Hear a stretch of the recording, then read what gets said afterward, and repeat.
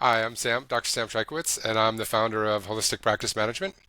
And today we're joined by Sophia, who's one of the client success team members, and Debbie Gonzalez, Deblin, who's one of the longest one of the receptionists who's been with Holistic Practice Management for the longest time. And I wanted to share Debbie's story with everybody because it's just so inspiring. And it really gives you an idea of how we work here at Holistic Practice Management and kind of the caring and the approach that we bring to our clients.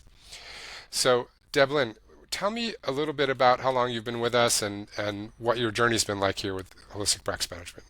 I've been with Holistic Practice Management for 14 years now, and it's just been a wonderful journey. I have met so many people via my phone with all the different accounts that I've worked with through the years, and I feel like I've made new friends, even though I may not see them in person. I feel like they're my friends. The company itself has been there to be supportive of me since day one. And if I need help, I reach out. I get the help that I need. If my accounts want to update me on anything, I make sure all paperwork is updated.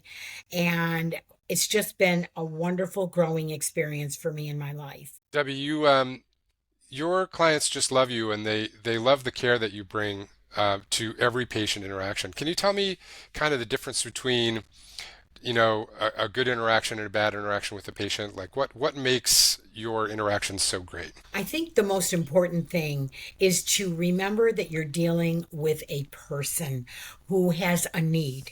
They have a they obviously have a medical type need, um or they and sometimes they just need to feel supported. And I always try to treat every single patient regardless as if they were a dear friend of mine, and I want to reach out to them as one human being to another and make them glad that they picked up the phone and called my office. And I think that that is key.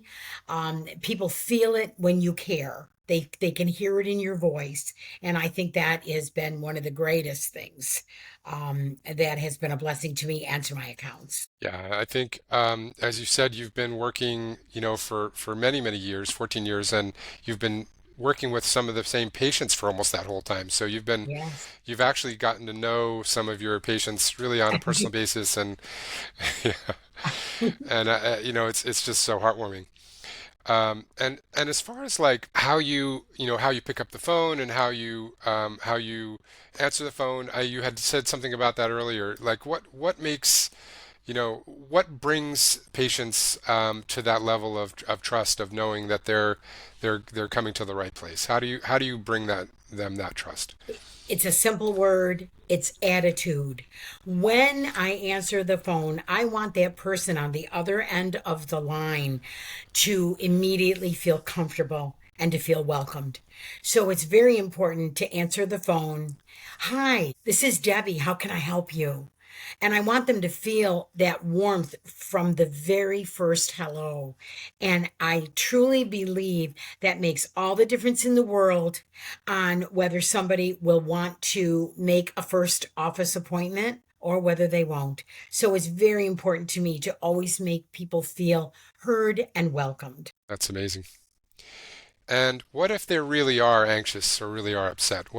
How do you handle those It situations? happens. It happens. People will call, they're anxious, they're upset, they're not feeling well, they're worried about a loved one who's not feeling well. And I think the another word, empathy. Try to make sure that your mind is where they are, and let them know that you do care, and not to respond in a negative way, but always to respond in a caring way. And oftentimes, by doing that and showing them that you're hearing them, people need to be heard, that you'll find that often they'll calm right down, and then they'll really tell you what's going on. Some of my patients that I've known for a long, long time, because I've worked for their doctor for a long time, that I will not hesitate if I've known them well. If they're having a hard time, I'll drop them a card in the mail just to let them know that our office cares about them. And It just makes all the difference. So that the next time they pick up that phone, if they're having a bad day, they know that they can call and they're going to be heard.